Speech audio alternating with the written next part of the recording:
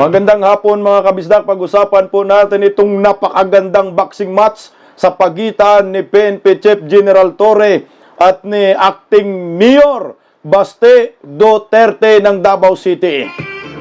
Mukhang pareho po silang desidido na matuloy yung hamunang itong suntukan sa Araneta Coliseum.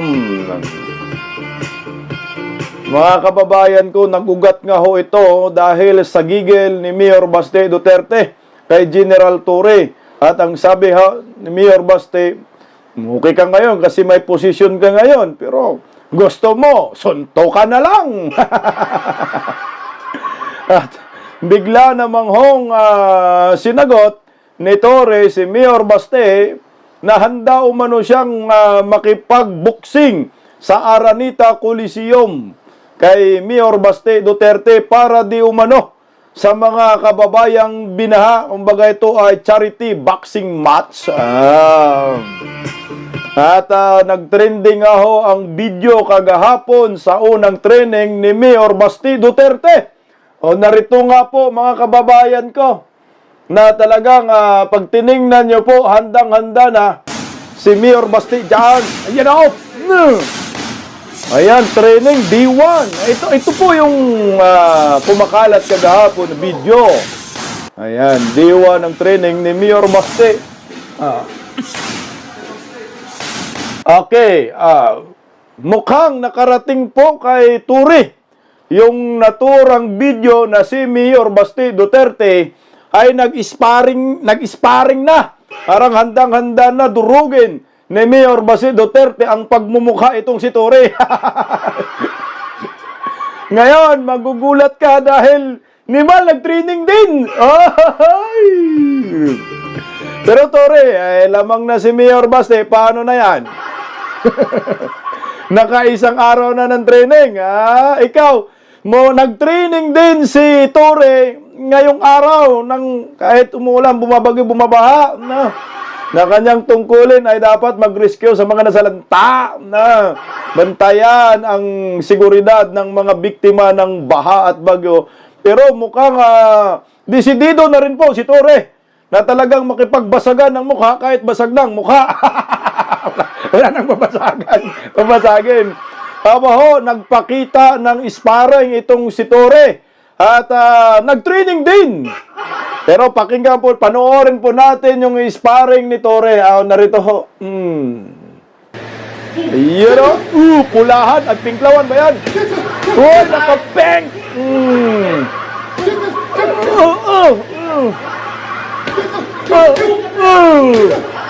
Hapang. Puta, hingal na.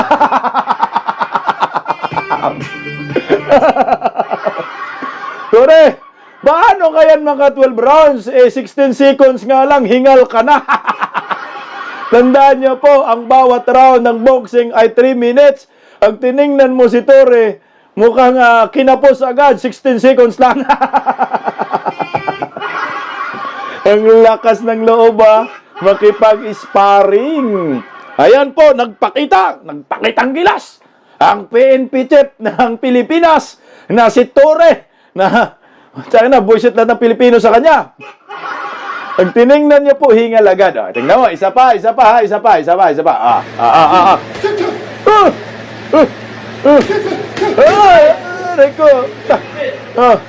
Nagkatagal,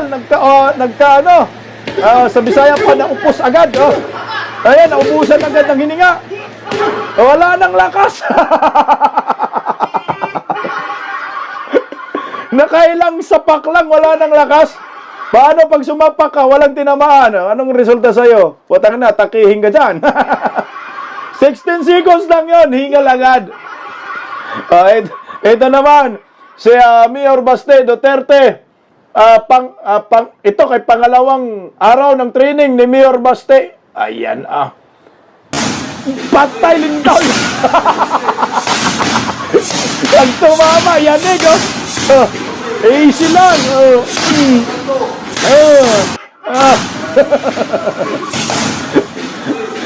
Kala mo lindol, no? Patay kung mukha ni Tory ang tinamaan, ngiwi talaga. Oh, dito. Yan po yung dito ng training ni Mayor Baste Duterte. Ayan na. Mukhang desidido na yung mga boxer, mga kabisdak, na matuloy po ang naturang boxing match. Ito ay charity event, Trillia in Manila Part 2. Okay, sino pong pupusta kay Tore? Okay, kontakin nyo lang po ako dahil pupusta po ako ng 1,000,000 dito ako kay Mayor Baste, ha? Ngayon, ang tanong kasi, sino ba mag-sponsor? Dito kasi Araneta Coliseum man yan, eh. Merong negosyante na interesadong mag-sponsor sa naturang boxing match laban kay Turi at kay Mayor Baste. Puta, maganda ho ito. Tuloy na tuloy talaga ho ito. Ayon po mismo yan kay Senator Ping Lacson. Meron daw siyang nakausap na talagang interesado, nakausap na negosyante na gusto pong mag-sponsor na sa naturang match. Narito po yung sinabi ni Senator Panpilo Ping Lacson. And ang sabi niya, a credible source told me last night the CEO of a popular resort casino hotel, a well-known philanthropist, is willing to open their ballroom for the charity boxing match between Nick Turi and Baste Duterte for the sake the Minipur flood victims. Let's do it. Mukhang alam ko na. No, di kaya Soler and Casino. Ang resort yung gustong mag-sponsor. Yung ano daw, yung ballroom. Sabi no, open their ballroom for the charity boxing. Baka ano to, Soler, no? Kasi yan man talaga karamihan din sa Soler, may boxing, mga hindi kalakihang event na boxing. Pero maganda siguro sa Araneta Coliseum para maraming makapanood, maraming interesado dyan eh. Magsilabasan ang mga anti-Duterte, magsilabasan ang mga pro-Duterte, mga bubonistang, tanganistang, loyalista ni Ngagba sa naturang match. Pero ako po mga kabisdak, talagang kung ako Mayor Baste, ituloy ko po ito, durugin mo Baste yung pagmumukha nito. Ito ay sports, no? Ako kahit anong mangyari, tatama ka sa mukha ni Tore, goods yan. Kasi part yan ng boxing. Sa akin, abangan po natin kung ano ang mangyayari sa naturang hamunan dahil sabi, sino ba mag-sponsor? Ito, meron daw eh, si Ping Lacson. Yung merong nakausap na negosyante, yung kilalang resort. Alam na ho natin, mukhang Soler ho ito. The best po ito. Pareho naman nag-training na. Hinga lang si Torres, 16 seconds lang, hinga agad ha. At gusto ko mag-undercard tayo, sangkay. Hindi malkay ko yung pauso ng Taliano Gold hanggang ngayon na bulyason taong bayan na budol dyan eh. Maganda ho ito. At least, sports lang. Tore, walang personalan. No? Kung manak out ka, tanggapin mo kasi siyempre yan si Mayor Basti, may baon niya na galit sa'yo. Kumbaga kargado yung kanyang kamao ng galit laban sa'yo, lahat ng ginawa mo sa Davao City, KOJC, no? Ginulo mo yung Davao, tapos yung nangyayari sa tatay niya na binabastos mo, talagang namnamin mo yung galit ng isang anak na sinaktan mo ang kanyang tatay. Talagang ludid ho ito. Birahin mo, Yorme Basti, nang makaganti ho tayo dito sa bulldog ni NGWM. Sa mga bubonistang tanganista, huwag po kayong magsiiyakan ha. Pag tinamaan si Tore ng malabagyo na kamao ni Mayor Baste, 2 araw ng training ha. Ewan ko lang kaya kung maalala pa niya sarili ho niya.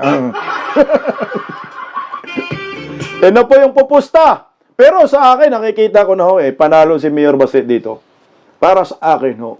Pag tiningnan mo ang boxing kasi, tinitingnan po yan sa edad. Sa edad talaga yan nagbabase.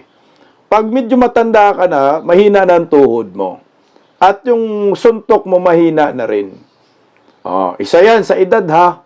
Tapos pangalawa ho po yung bigat, yung timbang ng mga boksingero.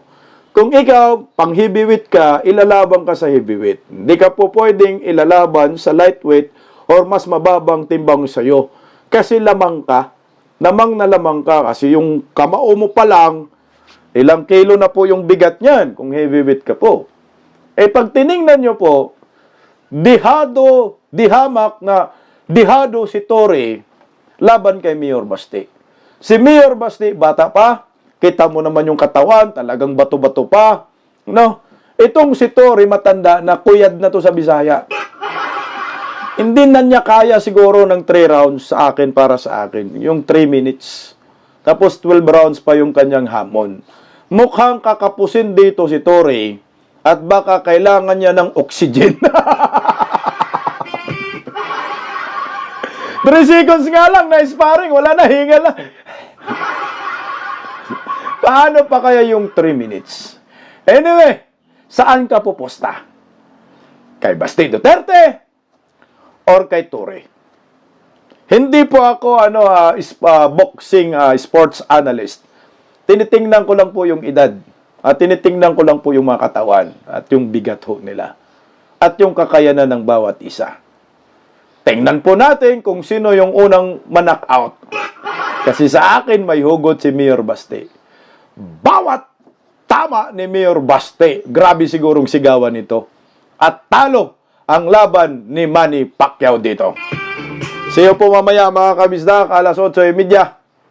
Live commentary dito sa Bisdak Pilipinas. Hanggang dito lang po muna tayo ha, kasi gusto ko lang po i-highlight yung Sapukan 2025 sa pagitan ni Mayor Basti at ni Torre. At meron ng mag-sponsor na isang negosyante na ipapagamit di umano ang kanilang ballroom para sa naturang charity match. Saan ka pipili? Sa Bulldog o sa talagang gigil na Agilang Basti Duterte? Bisdak Pilipinas. God first. Maraming salamat. Bye-bye. Ingat.